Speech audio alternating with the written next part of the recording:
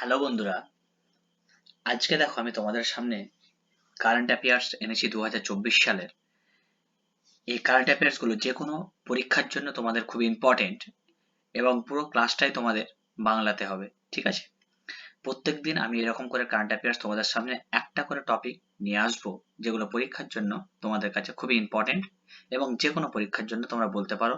সেটা হতে পারে প্রাইমারি, সেটা হতে পারে এমটিএস, সেটা হতে পারে ডাব্লিউবিসিএস, যে কোনো এক্সামের জন্য কিন্তু খুব এগুলো ইম্পর্টেন্ট, ঠিক আছে? এখানে কোনো প্রশ্ন পাবে না, শুধুমাত্র একটা করে টপিক এবং সেই টপিকের সম্পর্কে ডিটেলস তুমি জেনে নিতে পারবে। চলো থিওরিতে যাওয়া যাক। দেখো, ছবি দেখে বুঝতে পারছো যে আজকের যে থিওরিটা আমি আজকে শুরু করতে চলেছি সেটা হচ্ছে প্রজেক্ট টাইগারের সম্বন্ধে, ঠিক আছে? তো প্রজেক্ট টাইগার সম্পর্কে আমাদের জানতে হলে প্রথমে কতগুলো জিনিস আমাদের জেনে নিতে হবে। দেখো, এখানে একটা ছবি দিয়ে দিয়েছি আমি তোমাদের সুবিধার্থের জন্য, পাশে একটা ছবি আছে এবং এখানে দেখো লেখা আছে প্রজেক্ট টাইগার, ঠিক আছে? এখানে আছে সায়েন্টিফিক নেম। তো যদি পরীক্ষা হলে তোমার বাঘের সায়েন্টিফিক নেম চলে আসে, সহজে লিখে দিতে পারবে প্যান্থেরা টাইগ্রিস, তাই তো? এটা হয়ে গেল সায়েন্টিফিক নেম। তারপর হচ্ছে আইইউসিএন স্ট্যাটাস। তো আইইউসিএন নামে একটা সংস্থা আছে, এটা আমরা জানি। সেই আইইউসিএন এর সংস্থা অনুসারে এই বাঘ প্রজাতিটাকে এখন কি করা হয়, থ্রিটেন্ড অর্থাৎ বিপন্নপ্রায় প্রজাতি হিসেবে গণ্য করা হয়। এটা পরীক্ষার জন্য খুব ইম্পর্টেন্ট, বিশেষ করে প্রাইমারি, ঠিক আছে? তো থ্রিটেন্ড মানে হচ্ছে বিপন্ন, অর্থাৎ বাঘ আজকে আমাদের পৃথিবী থেকে প্রায় হারিয়ে যেতে চলেছে। Introduction of project tiger in India. তো ইন্ডিয়াতে যে প্রজেক্ট টাইগারটা হয়েছিল সেটা কত সালে? 1973 সালে। এটা মনে রাখবে, এটা পরীক্ষার জন্য কিন্তু খুব ইম্পর্টেন্ট। যে বাঘ সংরক্ষণ আমাদের ভারতে যেটা হয়েছিল সেটা হচ্ছে 1973 সালে। Project area under project tiger in India. তো ইন্ডিয়াতে যে প্রজেক্ট টাইগার এরিয়া করা হয়েছে সেটা কত স্কোয়ার কিলোমিটার? তো 71,000 square kilometre. Approximately population in India, এখন বাঘের সংখ্যা ইন্ডিয়াতে হচ্ছে অ্যাপ্রক্সিমেট 3,000। তো 3,000-এর ওপরে আছে, ঠিক আছে? কত আছে সেটা আমি নির্দিষ্টভাবে তোমাদেরকে এই ভিডিওতে আজকে জানিয়ে দিতে চলেছি।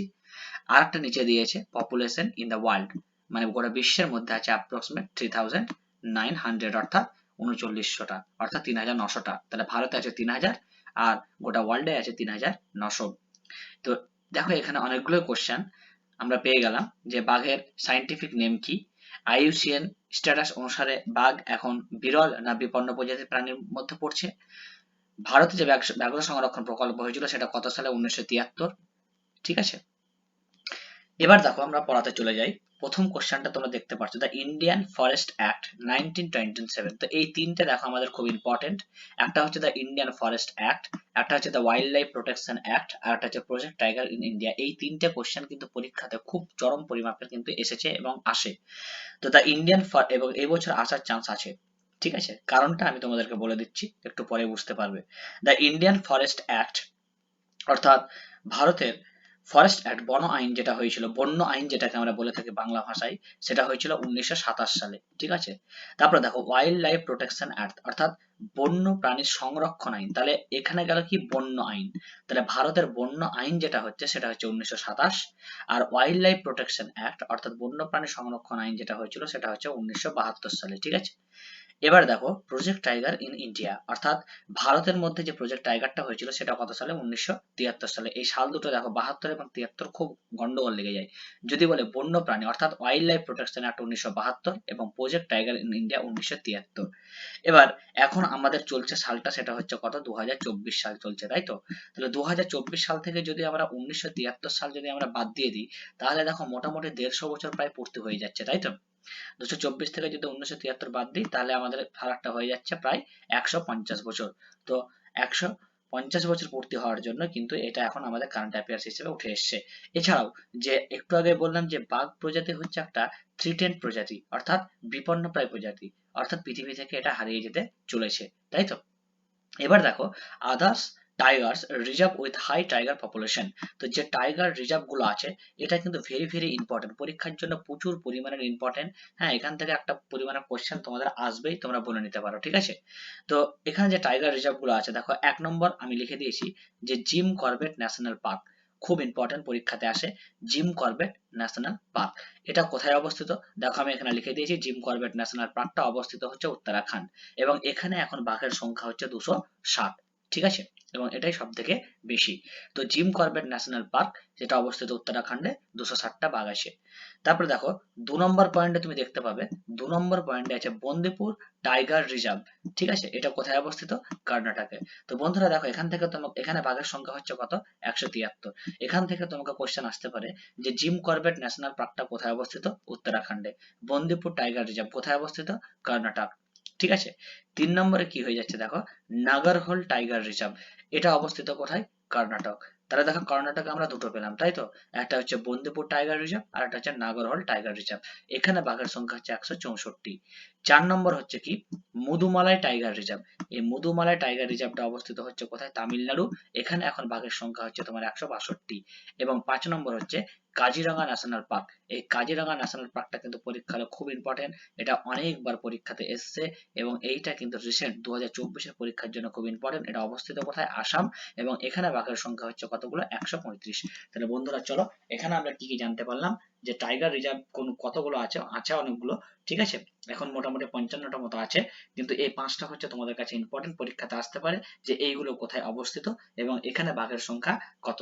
তো বাঘের সংখ্যা এগুলোতে যদি তোমাদের পরীক্ষা হলে না আসে, তোমরা শুধু মনে রাখবে জিম কর্বেট ন্যাশনাল পার্কে বাঘের সংখ্যা এখন কত? 260টি, এটা আমাদেরকে মনে রাখতে হবে। এবং কাজিরঙা ন্যাশনাল পার্ক আসামে অবস্থিত, সেখানে বাঘের সংখ্যা হচ্ছে 135। এই দুটো আমাদেরকে পরীক্ষার জন্য মনে রাখতে হবে। ঠিক আছে, চলো সেকেন্ড পেজে চলে যাই। সেকেন্ড পেজ কি বলছে দেখো, প্রজেক্ট টাইগার। তো যেটা আমি তোমাদেরকে বললাম একটু আগেই যে 150 বছর প্রায় পূর্তি হতে চলেছে এবং 150 বছরের মধ্যে কতগুলো সাইকেল করা হয়েছে, fifth cycle of all Indian tiger estimated in 2022 report অনুসারে। Okay, minimum number of tiger in India. তো বর্তমানে দেখো বাঘের সংখ্যা আছে প্রায় 3167টি। তো দেখো আগের ভিডিওতে, আগের এই ছবিটায় আমি দেখালাম কত পপুলেশন ইন ইন্ডিয়া, এখন মানে ভারতে বাঘের সংখ্যা হচ্ছে অ্যাপ্রক্সিমেট 3000। ঠিক আছে, তাহলে এখন বাঘের সংখ্যা হচ্ছে কত? 3167। এইটা কিন্তু পরীক্ষার জন্য আমাদের কিন্তু খুব important. Okay, the highest number of tiger. তো বাঘের সংখ্যা কতগুলো আছে, sorry, the highest number of tiger মানে বাঘগুলো কোথায় সব থেকে বেশি পাওয়া যায়, তো সেটা হচ্ছে central Indian highland and eastern ঘাট। ঠিক আছে, ইস্টার্ন ঘাটে পাওয়া যায়। The largest tiger population. তো দ্য লার্জেস্ট টাইগার পপুলেশন অর্থাৎ বাঘের সংখ্যা সব থেকে বেশি কোথায় আছে, সেটা হচ্ছে মধ্যপ্রদেশ। তাই বাঘের রাজ্য আমরা এখন যদি পরীক্ষা হলে তোমাদের আসে যে বাঘের রাজ্য আমরা কাকে বলবো, আমাদের অ্যান্সার হয়ে যাবে কি? মধ্যপ্রদেশ। মধ্যপ্রদেশে এখন বাঘের সংখ্যা হচ্ছে 785। আগে ছিল তোমার মোটামুটি 500 মতো, এখন মধ্যপ্রদেশে বাঘের সংখ্যা অনেক বেড়ে গেছে। ঠিক আছে, অ্যান্ড লেখা আছে দেখো ফলোড বাই কর্ণাটকা। তাহলে প্রথমে দেখো আছে কোথায়? মধ্যপ্রদেশ। আর সেকেন্ড হচ্ছে তোমার কর্ণাটকা, 563 টা বাঘ আছে এখন কর্ণাটকে। ঠিক আছে, highest tiger abundance with a tiger reserve. তো যে টাইগার রিজার্ভ গুলো আছে, সেই টাইগার রিজার্ভের মধ্যে সব থেকে বেশি বাঘ সংখ্যা কোথায় আছে? কর্বেট, জিম কর্বেট, যেটা আমি বললাম কোথায় অবস্থিত? উত্তরাখণ্ড। ওকে, এখানে বাঘের সংখ্যা দেখো কত বললাম? 260। আর একটা হচ্ছে তোমার বন্দিপুর, যেটা বললাম কোথায় অবস্থিত? কর্ণাটকে। তাহলে কর্বেট অবস্থিত কোথায়? উত্তরাখণ্ড। আর বন্দিপুর অবস্থিত কর্ণাটকে। এটা হচ্ছে তোমার 150টা এখন বাঘের সংখ্যা। আর টোটাল কর্ণাটকে বাঘের সংখ্যা হচ্ছে কত? 563। আর টোটাল মধ্যপ্রদেশে বাঘের সংখ্যা হচ্ছে এখন কত? 785। ওকে, এবার দেখো অ্যাবাউট প্রজেক্ট টাইগার। এই যে প্রজেক্ট টাইগারটা হয়েছিল, এটা কার আন্ডারে আছে? ওকে, তো দেখো এই সেন্ট্রালি স্পন্সার্ড স্কিম, অর্থাৎ সেন্ট্রাল এই স্কিমটা করেছিল। তো এটা কার আন্ডারে আছে? Ministry of environment forest and climate change, অর্থাৎ MOEFCC। তো এখান থেকে তোমাদের ঘুরিয়ে কোশ্চেন করতে পারে পরীক্ষা হলে যে MOEFCC এর ফুল ফর্ম কি। তো বন্ধুরা দেখো এর ফুল ফর্ম হয়ে যাবে ministry of environment forest and climate change. এটা লঞ্চ হয়েছিল কত সালে? ইন্ডিয়াতে হয়েছিল 1973 সালে। একটু আগেই বললাম যে ভারতে ব্যাঘ্র সংরক্ষণ প্রকল্প হয়েছিল কত সালে? 1973 সালে। আশা করছি ভিডিওটা তোমাদেরকে ভালো লাগছে এবং যদি ভিডিওটা ভালো লেগে থাকে অবশ্যই একটা কমেন্ট করে আমাকে জানাবে। ঠিক আছে, তাহলে আমার নেক্সট ভিডিওগুলো করতে তোমাদের কিন্তু সুবিধা হবে। ওকে, দেখো তারপরে আমরা চলে যাই ইনিটিয়ালি লঞ্চ ইন 9 টাইগার রিজার্ভ। হ্যাঁ, টাইগার রিজার্ভকে আমরা সংক্ষেপে TRS বলছি। ওকে, তো এই যে 1973 সালে যখন ব্যাঘ্র প্রকল্প সংরক্ষণ হয়েছিল, তো তখন 9টা টাইগার রিজার্ভ সংরক্ষণ কেন্দ্র তৈরি করা হয়েছিল in different state of India, ভারতের বিভিন্ন স্টেটে। ওকে, এদের অবজেক্টিভ কি? অবজেক্টিভ মানে হচ্ছে উদ্দেশ্যটা কি? টু এনশিওর, দ্য মেনটেনেন্স, মানে এদেরকে নিয়ন্ত্রণ করতে হবে, নিশ্চিত করতে হবে of A viable population of tiger, মানে টাইগারের যে জনসংখ্যা পপুলেশন যেটা আছে সেটাকে আমাদেরকে টেকসই করতে হবে, মানে বাঘগুলোকে আমাদেরকে বাঁচিয়ে রাখতে হবে। হ্যাঁ, ইন ইন্ডিয়া, ভারতে, কিসের জন্য? For scientific, for economic, for aesthetic, for cultural and for ecological values. তাহলে এতগুলোর জন্য, অর্থাৎ বৈজ্ঞানিক দিক থেকে, ইকোনমিক অর্থাৎ অর্থনৈতিক, অ্যাস্থেটিক অর্থাৎ নান্দনিক, কালচারাল অর্থাৎ সাংস্কৃতিক, হ্যাঁ, আমাদের বাস্তুতন্ত্রকে বাঁচিয়ে রাখার জন্য আমাদেরকে কিন্তু বাঘগুলোকে বাঁচিয়ে রাখা একান্তই জরুরি।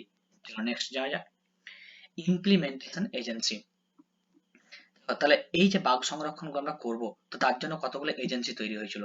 তার মধ্যে একটা এজেন্সি দেখো তোমরা দেখতেই পাচ্ছ এনটিসিএ, আর একটা এজেন্সি হচ্ছে এসটিপিএফ। ওকে, এই দুটো এজেন্সি তৈরি হয়েছিল, ঠিক আছে। তো এই দুটো এজেন্সির কিন্তু ফুল ফর্ম আমাদের পরীক্ষার জন্য খুব ইম্পর্টেন্ট। তো এনটিসিএ এর ফুল ফর্ম হচ্ছে ন্যাশনাল টাইগার কনজারভেশন অথরিটি। তাহলে এনটিসিএ এর ফুল ফর্ম আমরা কি বলবো বলো? এনটিসিএ এর ফুল ফর্ম হচ্ছে ন্যাশনাল টাইগার কনজারভেশন অথরিটি। এটা কিন্তু পরীক্ষার জন্য আমাদের খুব ইম্পর্টেন্ট, একটু মনে রাখবে। এই এনটিসি এটা লঞ্চ হয়েছিল কত সালে? 2005 সালে। তাহলে যদি আমাদের পরীক্ষাতে আসে এনটিসি এর ফুল ফর্ম কি এবং এটা কত সালে লঞ্চ হয়েছিল, তাহলে এনটিসি এর ফুল ফর্ম হচ্ছে ন্যাশনাল টাইগার কনজারভেশন অথরিটি এবং এটা লঞ্চ হয়েছিল 2005 সালে। Okay, following the recommendation of the tiger task force, it was given statutory status by 2006 amendment of Wildlife Protection Act 1972। তাহলে আমরা যে দেখো প্রোটেকশন অ্যাক্ট একটু আগে আমরা জানলাম, অর্থাৎ বন্যপ্রাণী সুরক্ষা আইন যেটা হচ্ছে 1972 সালে, সেই বন্যপ্রাণী সুরক্ষা আইন 1972 এর 2006 এর সংশোধনের মাধ্যমে এটাকে বিধিবদ্ধ মর্যাদা দেওয়া হয়েছে। Okay, establishment and development of tiger reserve, যেটা আমি তোমাদেরকে বলছিলাম যে প্রথম পেজে দেখো কতগুলো টাইগার রিজার্ভের নাম দেখালাম, যেগুলো কোথায় অবস্থিত।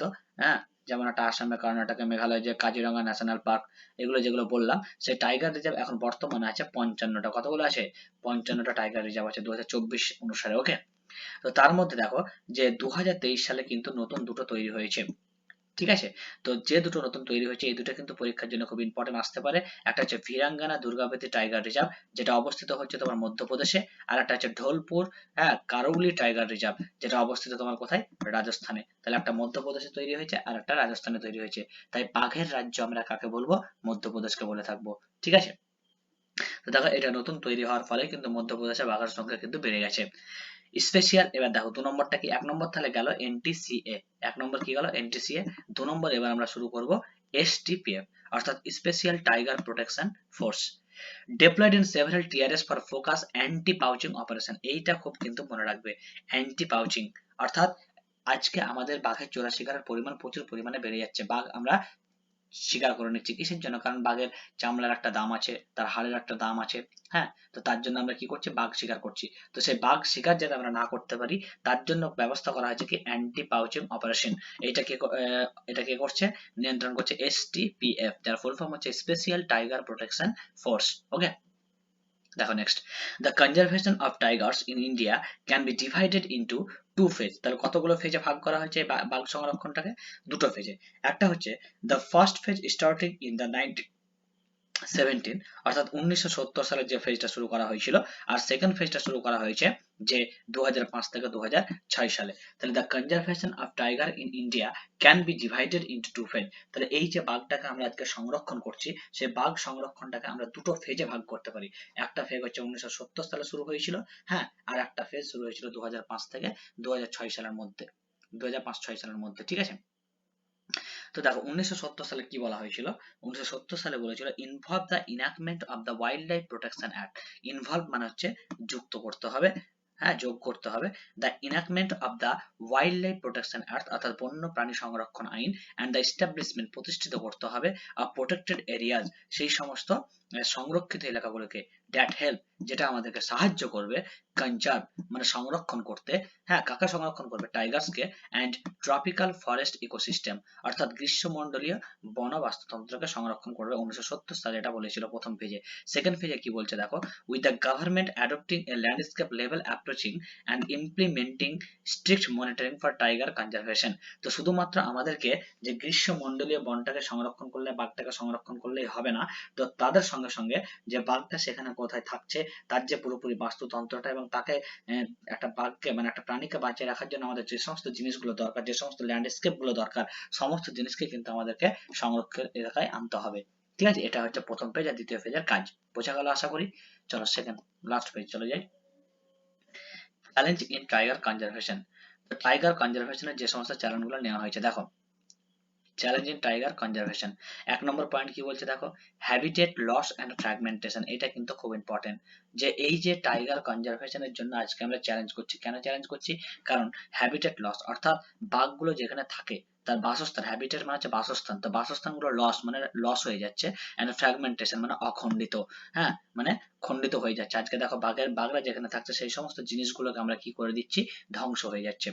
তো কি বলছে, আউট অফ অ্যাপ্রক্স, এই পয়েন্টটা কিন্তু খুব ইম্পর্টেন্ট, ঠিক আছে, এই পয়েন্টটা কিন্তু পরীক্ষার জন্য ইম্পর্টেন্ট, মনে রাখার চেষ্টা করবে। ওকে, তো দেখো কি বলছে, out of the approximately 4 lakh, কত lakh, 4 lakh square kilometre of forest in tiger state. তাহলে কত আছে, অ্যাপ্রক্সিমেটলি 4 লাখ স্কোয়ার কিলোমিটার বাঘ সংরক্ষণের জন্য। তার মধ্যে কি বলছে, only 1/3 are in relatively healthier condition. কি বলছে, healthier condition, status tiger report in 2022, 2022 মত অনুসারে বলছে যে বাঘের যে বাসস্থান আছে সে বাসস্থানের পরিমাণটা হচ্ছে প্রায় 4 লাখ স্কোয়ার কিলোমিটার। তার মধ্যে মাত্র মাত্র কত, অনলি 1/3, কেবলমাত্র 1/3 অংশটা বাঘের সুস্বাস্থ্যের জন্য উপযোগী। তো এইটা বন্ধুরা আমাদের কিন্তু চরম পরিমাপের, কিন্তু এটা আমাদের ইম্পর্টেন্ট, এটা কিন্তু মনে রাখতে হবে, ঠিক আছে। 2 নম্বর পয়েন্ট চলে যাই আমরা, চলো, হিউম্যান ওয়াইল্ড লাইফ কনফ্লিক্ট। 2 নম্বর পয়েন্ট কি আছে, হিউম্যান ওয়াইল্ড লাইফ কনফ্লিক্ট, অর্থাৎ হিউম্যান মানে হচ্ছে তোমার মানব জাতি, ওয়াইল্ড লাইফ মানে হচ্ছে বন্য প্রাণী, আর কনফ্লিক্ট মানে হচ্ছে সংঘর্ষ, অর্থাৎ মানব জাতি এবং বন্য প্রাণীদের মধ্যে যে সংঘর্ষ হচ্ছে।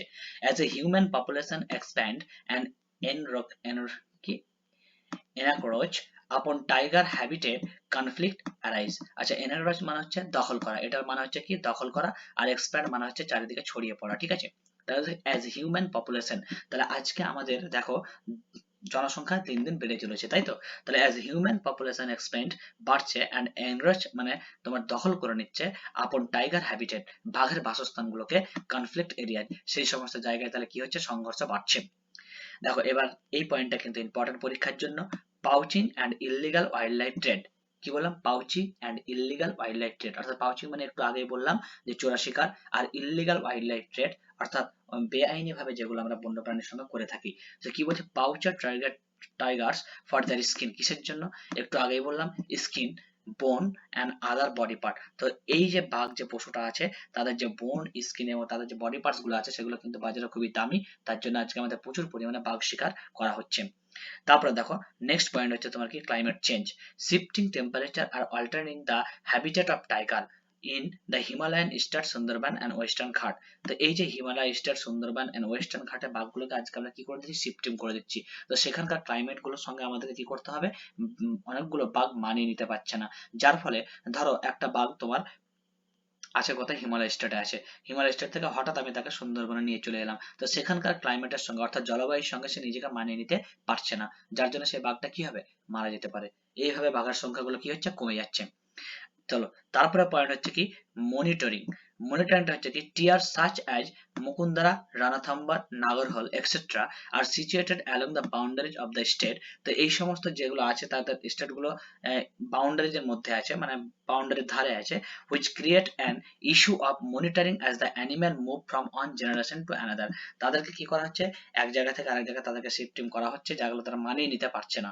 এবার লাস্ট যে পয়েন্টটা আছে এটা কিন্তু ইম্পর্টেন্ট, আদার বলে যেটা লেখা আছে, এটা কি দেখো, টাইগার রিজার্ভ আর অলসো থ্রিয়েটেন, বিপন্ন বললাম, by invasive plant species.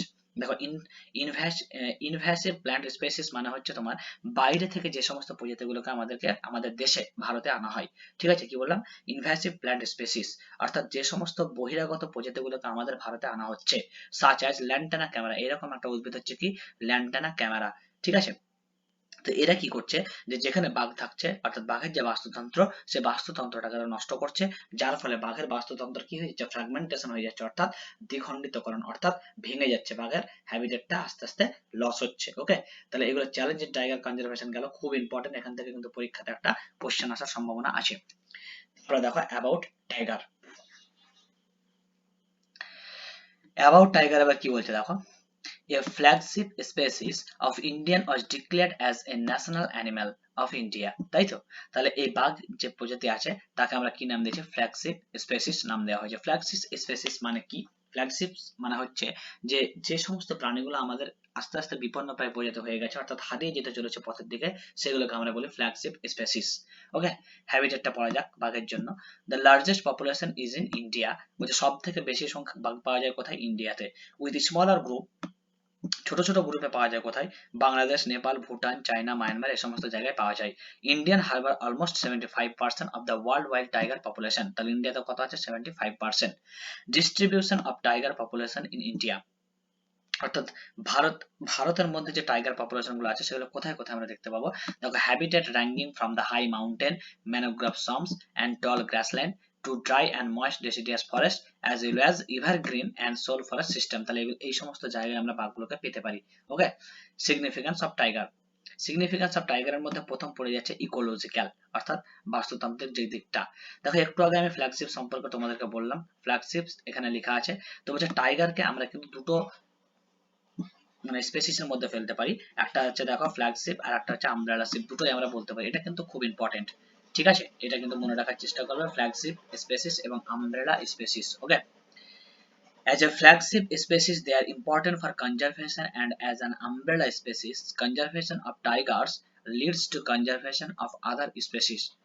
As a flagship species they are important, তারা হচ্ছে important for conservation, সংরক্ষণের জন্য, and as a umbrella species conservation of tiger leads to a conservation of other species, অর্থাৎ flagship স্পেসিসটা বলছে শুধুমাত্র সেই প্রাণীটাকে সংরক্ষণের কথা বলছে যেটা বিপন্ন হয়ে যাচ্ছে, কিন্তু আমব্রেলা স্পেসিস কি বলছে?